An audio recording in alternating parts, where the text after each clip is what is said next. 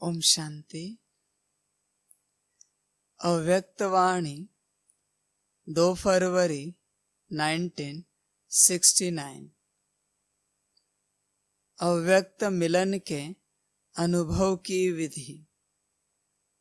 14वां point है, स्नेह को देखते हैं तो ड्रामा याद आ जाता है।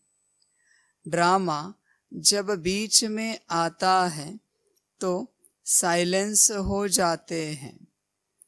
स्नेह में आए तो क्या हाल हो जाएगा, नदी बन जाएंगे।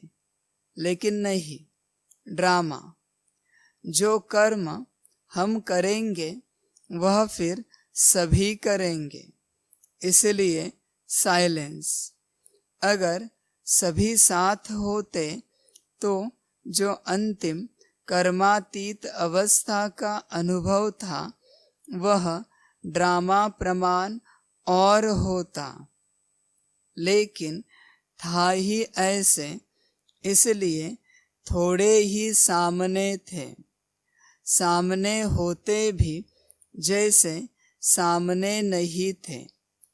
स्नेह तो वतन में भी है और रहेगा, अविनाशी है ना। लेकिन जो सुनाया कि स्नेह को ड्रामा साइलेंस में ले आता है और यही साइलेंस शक्ति को लाएगी। बाबा कहते हैं, स्नेह को देखते हैं तो ड्रामा याद आ जाता है। ड्रामा जब बीच में आता है तो साइलेंस हो जाते हैं। अभी स्नेह और ड्रामा, इस बात को गहराई से समझना पड़ेगा। स्नेह अलग चीज है, अटैचमेंट अलग चीज है। स्नेह में केयर किया जाता है, संभाला जाता है, खुश रखा जाता है।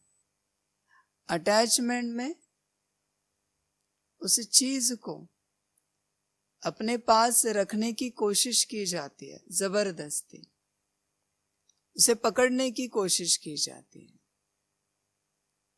आजकल की दुनिया में अटैचमेंट और स्नेह दोनों को एक कर दिया है। अगर आपके मन में किसी बात के प्रति अटैचमेंट है, माना आपके मन में उसे भोगने की इच्छा है। स्नेह में भोगने की इच्छा नहीं होती कभी। किसी को गुलाब के फूल के प्रति अटैचमेंट है तो उसे वो छूकर देखेगा, उसकी सुगंध लेने की कोशिश करेगा। क्या होगा? फूल मुरझा जाएगा, सुगंध घट जाएगी। फूल गुलाब का है, लेकिन अगर उससे स्नेह है गुलाब के फूल से तो वहां से निकालेंगे और बिना सूंघे ईश्वर को अर्पण कर देंगे। ये स्नेह है। स्नेह में दिया जाता है, अटैचमेंट में लिया जाता है। ये डिफरेंस है दोनों के बीच में। अगर हमारे मन में लेने की भावना है किसी भी बात के प्रति तो हमारे मन में अटैचमेंट है। देने की भावना है तो स्नेह है। आज इस दुनिया में हर कोई लेने की कोशिश करता है, देने वाले बहुत कम हैं। और देने वाले कहते ईश्वर का रूप होते हैं। देने वाले के जीवन में कभी किसी बात की कमी नहीं होती और लेने वाला कितना भी ले भरपूर नहीं हो सकता। इस सारे विश्व से स्नेह होना चाहिए, हर चीज के प्रति रिस्पेक्ट, रिगार्ड होना चाहिए। हर वस्तु की केयर करना मन स्नेह है। अटैचमेंट में उसकी केयर नहीं करेंगे, बस उसे यूज करेंगे और जैसे कि वैसे कहाँ भी छोड़ देंगे, कहाँ भी रख देंगे। ये अटैचमेंट है। तो जब स्नेह को देखते हैं तो ड्रामा याद आ जाता है। ड्रामा जब बीच में आता है तो साइलेंस हो जाता है। ड्रामा, ये बात जब आती है बीच में तो उसके आगे कोई क्वेश्चन नहीं उठता। ड्रामा को दूसरे शब्द में, दुनिया के शब्द में भाग्य कहते हैं।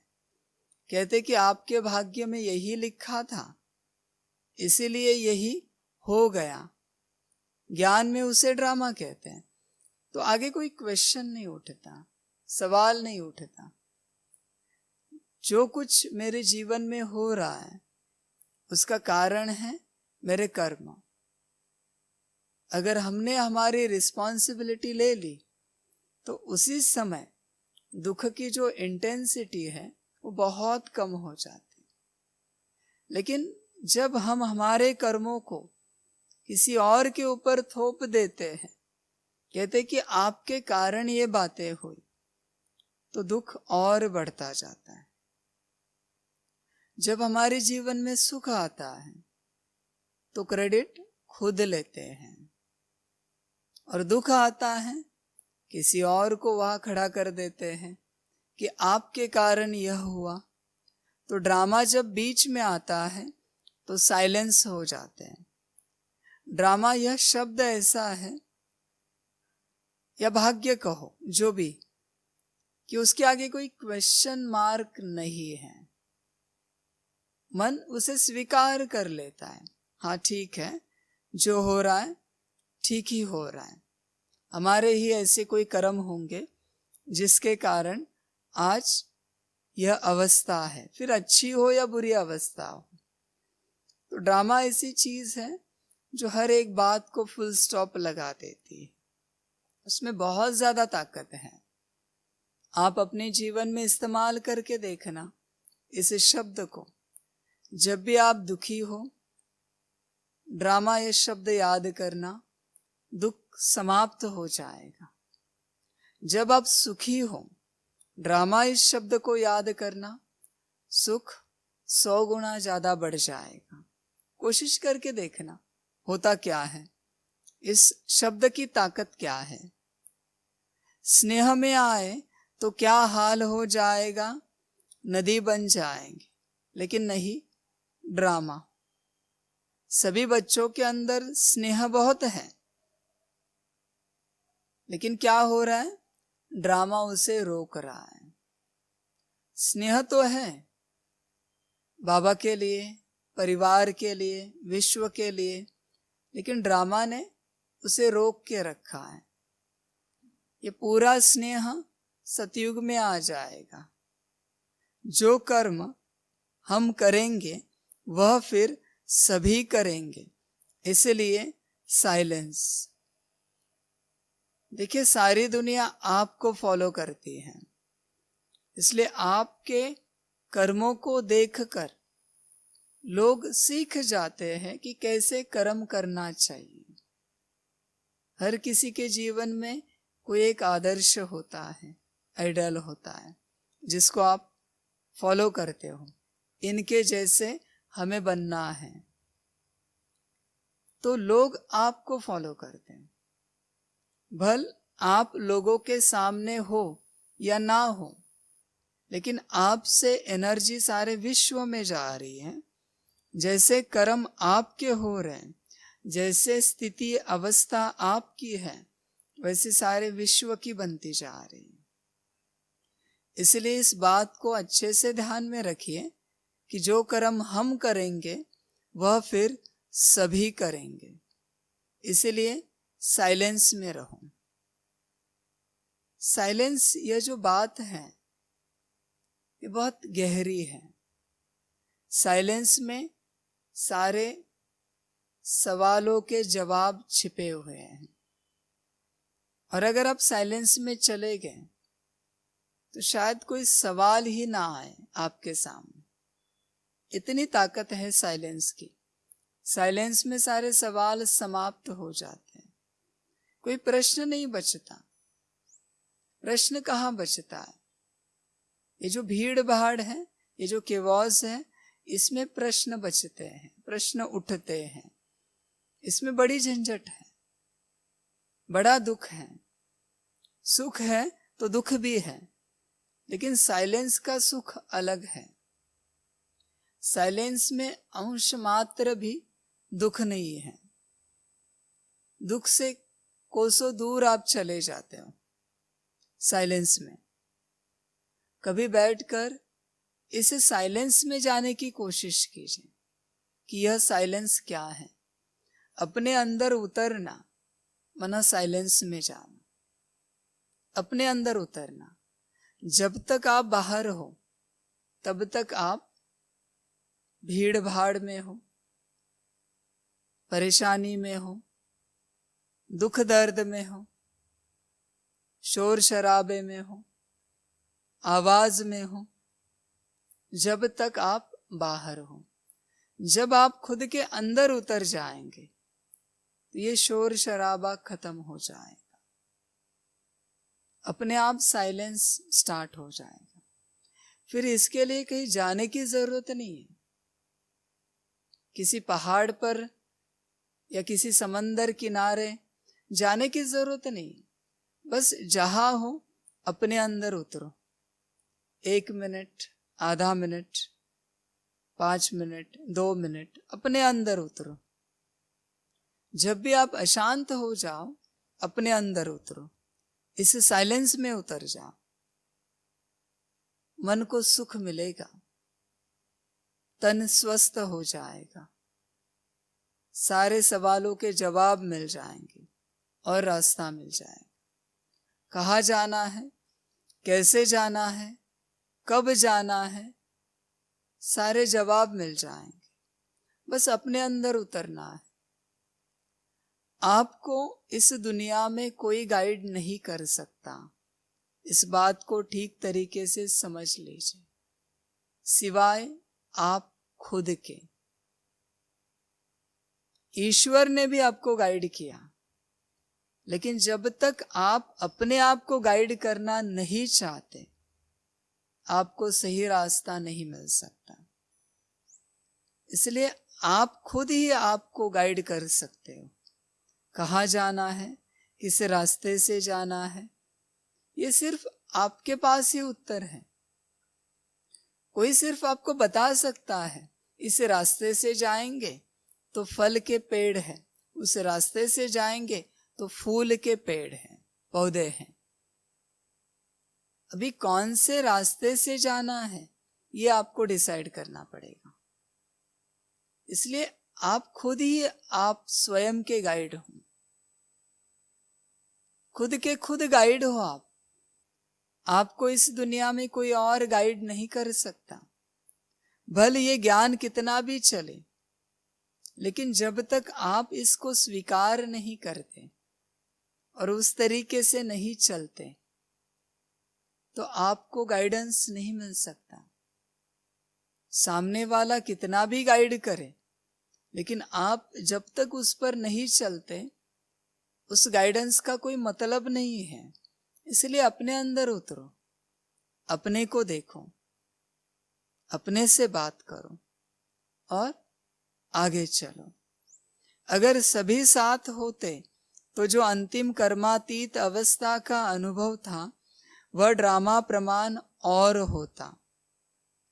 सभी बच्चों को लगता है ऐसे मोमेंट में हम सभी साथ रहे, लेकिन ये सभी का काम नहीं है। जिन आत्माओं के प्रेजेंस में जो ड्रामा होना है, वहां एक आत्मा भी ऐड हो जाए या एक आत्मा भी कम हो जाए तो भी वह ड्रामा नहीं हो सकता। इसलिए यह ड्रामा बड़ा एक्यूरेट बना हुआ है, बहुत एक्यूरेट है, इसमें कोई कमी नहीं है। जहां जो घटना जिस तरीके से हो रही, वो घटना उन सभी आत्माओं से, उन सभी मनुष्यों के, उन सभी व्यक्तियों के प्रेजेंस से हो रही। उसमें से एक व्यक्ति भी कम हो जाए, फिर भी वह घटना वहां घटित नहीं हो सकती। कोई खुशी आती है किसी के आने से, इसका मतलब है वो कमी थी। सारी चीजें जगह पर थी, सारी वस्तुएं जगह पर थी, सारे व्यक्ति जगह पर थे, लेकिन किसी व्यक्ति के आने के बाद सब में जैसे जान आ गई, तो वो है ड्रामा। कोई व्यक्ति अगर घट जाता है तो भी सीन बदल जाता है, सीन बदल जाता है। इसलिए सारे ड्रामा में सभी के साथ सभी आत्माएं हर जगह प्रेजेंट कभी नहीं रह सकती। तो जो अंतिम कर्मातीत अवस्था का अनुभव था वह ड्रामा प्रमाण और होता अगर सभी साथ होते। इसलिए जिनका साथ होना था वही साथ रहे, जिनका पार्ट था उन्होंने देखा। अभी बहुत से बच्चे अभी कहेंगे कि काश हम आदि में होते, पर उनका आदि में पार्ट ही नहीं था, उनका अंत में पार्ट है। आदि में अगर उनका पार्ट होता तो उनका ड्रामा कुछ और बन जाता। और जिन्होंने इस बात को समझा है कि जो हुआ अच्छा, जो हो रहा है बहुत अच्छा, और जो होगा वो कई गुना ज्यादा अच्छा, वो ये सवाल में नहीं जाएंगे कि हम यहाँ क्यों नहीं थे, हम वहां क्यों नहीं थे, हम इस घड़ी में क्यों नहीं है, हम उस घड़ी में क्यों नहीं है। हर घड़ी में किसका प्रेजेंस कहाँ होना चाहिए और उसके प्रेजेंस से कौन सा कार्य होना है, ये एक बड़ी एक्यूरेसी की बात है। अगर एक डायरेक्टर को पता है कि कौन से सीन में कौन सी गाड़ियां, कौन सा रास्ता, कौन से पेड़ पौधे, कितने लोग दिखाने चाहिए, कितने पंछी आने चाहिए, तो अब सोचिए रचयिता को पता नहीं है कौन से सीन में कहा क्या होना चाहिए। बच्चे अपने मन में ही सवाल उठाते हैं कि काश हम यहाँ होते, हम वहां होते, हम यहाँ नहीं थे, हम वहां नहीं थे। ये क्यों सवाल उठा रहे हो? आपका पार्ट ही नहीं था, आपका रोल ही नहीं था। और अगर आपका पार्ट और रोल नहीं है तो अपने को सवालों से क्यों परेशान कर रहे हो? आपके जीवन में वही होगा जो आपका पार्ट है, जो आपका रोल है। किसी और का रोल देखकर, किसी और का पार्ट देखकर आप उसके जैसा बनने की कोशिश मत करो। आपको ईश्वर ने यूनिक बनाया है। आपके जैसा इस दुनिया में दूसरा सैंपल नहीं है। लाख खोजबीन करो, शायद चेहरा आपके जैसा मिले, शरीर आपके जैसा मिले, लेकिन विचार आपके जैसे नहीं होंगे। चलो सब कुछ आपके जैसा है, लेकिन आपके जैसे ही माता पिता नहीं होंगे, आपके जैसे ही पति पत्नी नहीं होंगे, आपके जैसे ही बच्चे नहीं होंगे, आपके जैसा ही घर नहीं होगा। आप कंप्लीटली यूनिक हो। उसका शुक्र करो कि आपके जैसा इस दुनिया में कोई और नहीं है। कितनी बड़ी बात है। एक कपड़े के अगर 10 कॉपी निकलते हैं, आपने जो कपड़ा पहना है, आपको मार्केट में जब दिखता है कि वही कपड़ा किसी और ने पहना है, आपको कितना बुरा लगता है। आपके सामने वही कपड़ा किसी और ने पहना है तो आपको बुरा लगता है। क्यों? क्योंकि आपको लगता था कि यह कपड़ा सिर्फ मेरे पास होना चाहिए, यह डिजाइन सिर्फ मेरे पास होनी चाहिए। एक कपड़े को लेकर अगर आप क्रिएटर हो उस कपड़े के, क्योंकि आपने खरीदा है और आपने पहना है। एक कपड़े को लेकर अगर आपको बुरा लगता है तो आप अगर किसी और की कॉपी करने जाओ तो बनाने वाले को क्या लगेगा? अब सोचो। वो यही सोचेगा कि मैंने इतना सुंदर बनाया है और आप किसी और की कॉपी करने जा रहे हैं। इसलिए कहते हैं आदि से अपने को खोजो, आपके जैसा इस दुनिया में कोई नहीं है। सिकंदर एक ही होके गया। भल सिकंदर से कितने भी बड़े शूरवीर हुए होंगे या उससे नीचे भी हुए होंगे, लेकिन सिकंदर एक ही बना। अब इस बात को समझने की कोशिश कीजिए कि आपके जैसा इस दुनिया में कोई और नहीं है। आपका हर सेकंड भी यूनिक है। आपकी हर एक्ट, आपका हर बोल, आपका हर एक विचार, आपका हर एक इंटेंशन यूनिक है। आपके जैसी वृत्ति, विचार, वाणी और कर्म किसी और के नहीं है। तो आप अपने में उतरो, अपने में अपने आप को खोजो और आपको जो यूनिक बनाया है उस अनुसार आप चलो। देखो, जीवन में बहुत आनंद आएगा। आप किसी और के जैसे करने नहीं जाओ।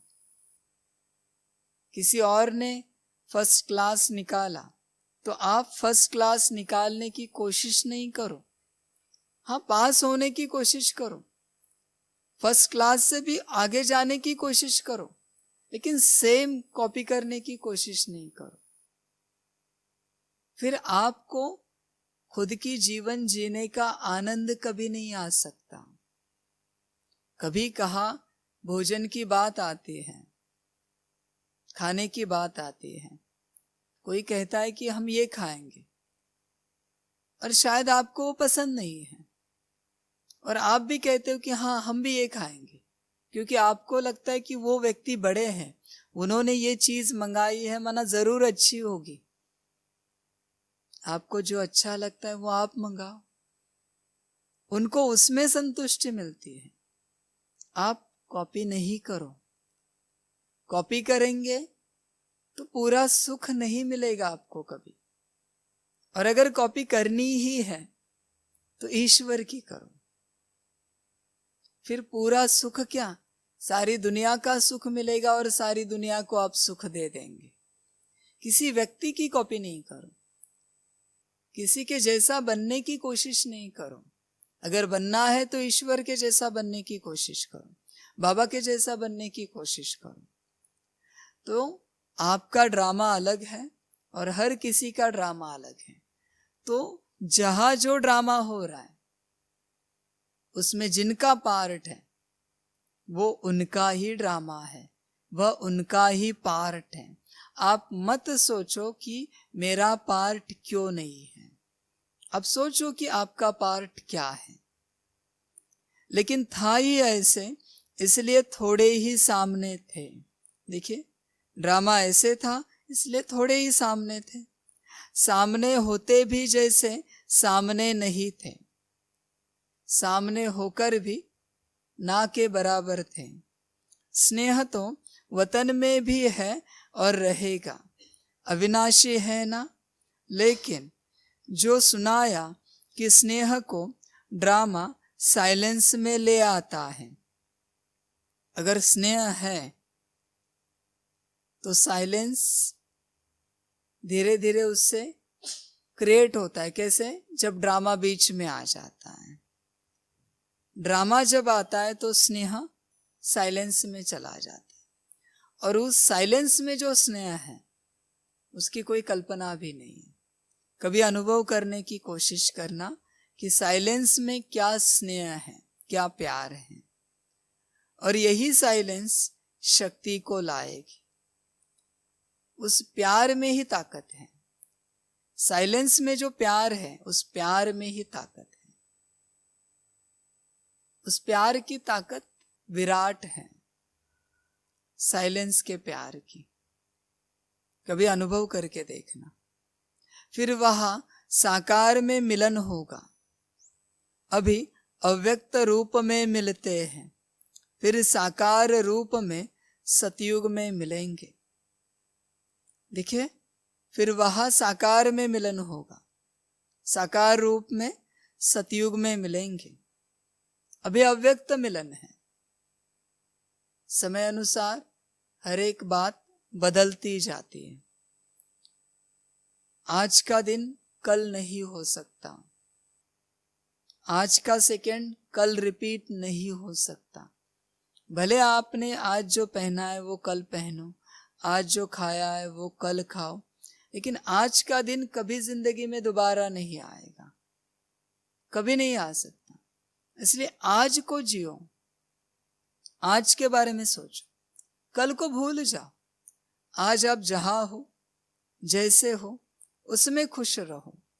कल के लिए सोचेंगे तो दुखी हो जाएंगे, क्योंकि कल हमेशा परेशान करता है। फिर जो गया, पास्ट हुआ, वो कल भी परेशान करेगा, और जो आने वाला फ्यूचर का जो कल है वो भी परेशान करेगा। इसलिए कल में नहीं जाओ, आज में रहो। आज में सब कुछ है, आज में भरपूरता है, आज में ही आनंद है। कल किसने देखा, कहते हैं सभी। कल के चक्कर में नहीं जाओ, आज, और वो भी इसी सेकंड मौज में रहो। फिर जीवन जीने का आनंद आएगा। जीवन आज में है और अभी में है। जो सुबह चली गई, अभी तक 11 बज गए, सुबह जो चली गई वो चली गई, उसमें जीवन थी। और अभी जो आने वाला समय है उसमें जीवन होगी। अभी जीवन है, इसे जियो। जो है ना, उसे जीने की कोशिश करो। फिर आपको जीवन जीने का आनंद आएगा। नहीं तो लगेगा जीवन कट गई, पता नहीं आगे की जीवन कैसे कटेगी। ये शब्द निकलते। जीवन मिली है जीने के लिए, आनंद के लिए। हर घड़ी में आनंद लो। पानी भी पी रहे उसमें भी आनंद लो, भोजन कर रहे उसमें आनंद लो, बातें कर रहे उसमें आनंद लो, सो रहे उसमें आनंद लो। हर मोमेंट को जियो। जो पास्ट हुआ उसे भूल जाओ, फ्यूचर की चिंता नहीं करो, और अभी इस घड़ी में आनंद लो। कहाँ भी आप हैं, ये गलत फहमी है कि आनंद के लिए देश विदेश यात्रा करनी पड़ती है, अच्छा भोजन खाना पड़ता है, अच्छे कपड़े पहनने पड़ते हैं, अच्छा कुछ एंजॉयमेंट करना पड़ता है। ये गलत फहमी है। ये करके भी आप आनंद को नहीं पा सकते अगर आप आज में नहीं हो, प्रेजेंट में नहीं हो। प्रेजेंट में रहने की कोशिश करो।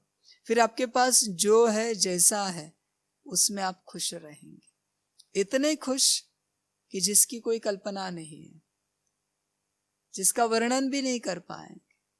तो उस सेकंड को आप जियो, उस मिनट को आप जियो। घंटों में जीने की बात नहीं करो, घंटों में आप कभी नहीं जी सकते। मिनटों में जियो, और हो सके तो सेकंड में जियो। एक एक सेकंड को एक्सपीरियंस करो। जैसे खाते वक्त एक बाइट को मुंह में लेकर धीरे धीरे चबाते उसका रस लेते हैं। जो रस लेना जानते हैं भोजन का, इस बात को समझने की कोशिश कीजिए। जो भोजन का रस लेना जानते हैं, चबा चबा कर उसका स्वाद लेना जानते हैं, वो जीवन को जीना जानते हैं। अभी कैसे? अनुभव करके देखिए। जो भोजन का स्वाद लेते हैं चबा चबा कर अच्छे से, उनको पता चलता है कि उसमें कौन कौन से इंग्रेडिएंट हैं, क्या क्या डाला हुआ है। स्वाद लेकर खाएंगे। ऐसा कोई व्यक्ति अगर आपको मिले, समझ जाना जीवन जीने का आनंद ये व्यक्ति ले रहा है। नॉट सिर्फ भोजन से बात नहीं है, भोजन ही बात नहीं, भोजन ये सबसे बड़ा गुण है कि आप कैसे रहते हो। जो भोजन को बहुत अच्छे से स्वीकार करते हैं, भोजन में बहुत अच्छा आनंद लेते हैं, वो हर एक घड़ी को अच्छे से स्वीकार करते हैं। भोजन को काम निपटाने के लिए नहीं करना, शरीर को चलाने के लिए नहीं करना। फिर भोजन में क्या है वो मैटर नहीं करता, सूखी रोटी भी हो, चटनी भी हो, उससे भी खा रहे हो आप, ब्रेड जाम भी खा रहे हो, लेकिन जो रस लेना जानते हैं उनको जीवन जीने में आनंद है, ये सिद्ध होता है। फिर वो स्पिरिचुअलिटी हो या संसार हो, चेक करना। हम भोजन के पीछे भागने की बात नहीं कह रहे, जो भी कुछ आप खा रहे हो उसका रस लेने की बात कर रहे हैं, वो जी सकते हैं। फिर साकार रूप में सतयुग में मिलेंगे। वह सीन तो याद आती है ना? कौन सी सीन? खेलेंगे, पाठशाला में आएंगे, मिलेंगे, ये सतयुग के सीन हैं। वहां क्या करते हैं? खेलते हैं, खाते पीते हैं, पाठशाला में जाते हैं, एक दूसरे से मिलते हैं। गोल्डन एज, सतयुग की बात। वह सिर्फ मौज करते हैं और वह संस्कार यहां से भरने। यहां अगर आप मौज करना जानते हैं तो ही आप वहां मौज कर पाएंगे। जिसको पेंटिंग में कोई इंटरेस्ट नहीं है,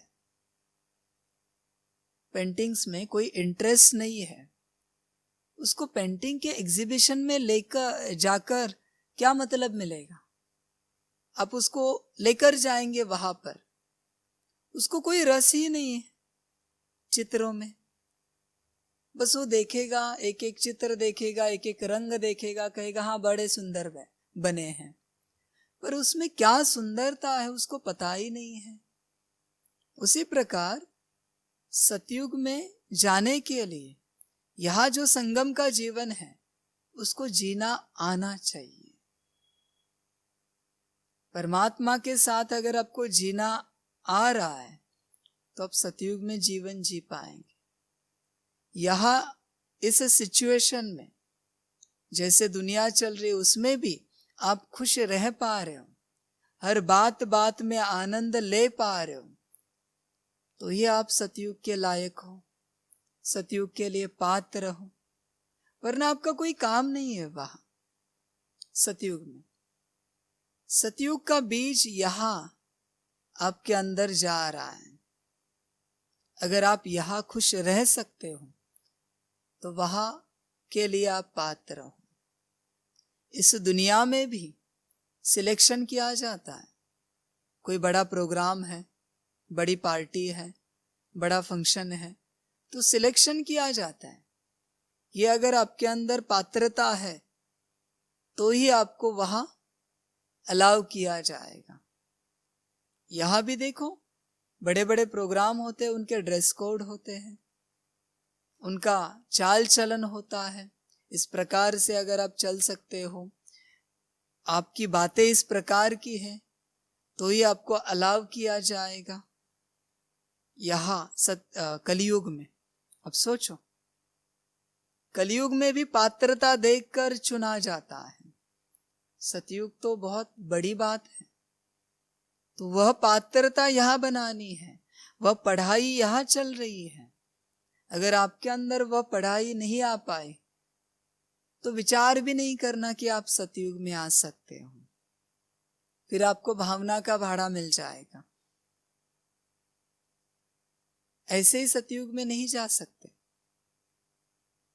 आप नूरे रतन सतयुग की सीनरी वतन में देखते रहते हो। जो बाप देखते हैं वह बच्चे भी देखते रहते हैं और देखते जाएंगे। बाबा कहते हैं जो बाप देखते हैं वह सारी बातें बच्चे भी देखते रहेंगे और देखते रहेंगे, और ऐसे करते करते सतयुग आ ही जाएगा। अच्छा, ओम शांति। सभी बच्चों को बाप की पदम गुणा, याद, प्यार, गुड मॉर्निंग और नमस्ते। सदा खुश रहना, मौज में रहना और जीते रहना।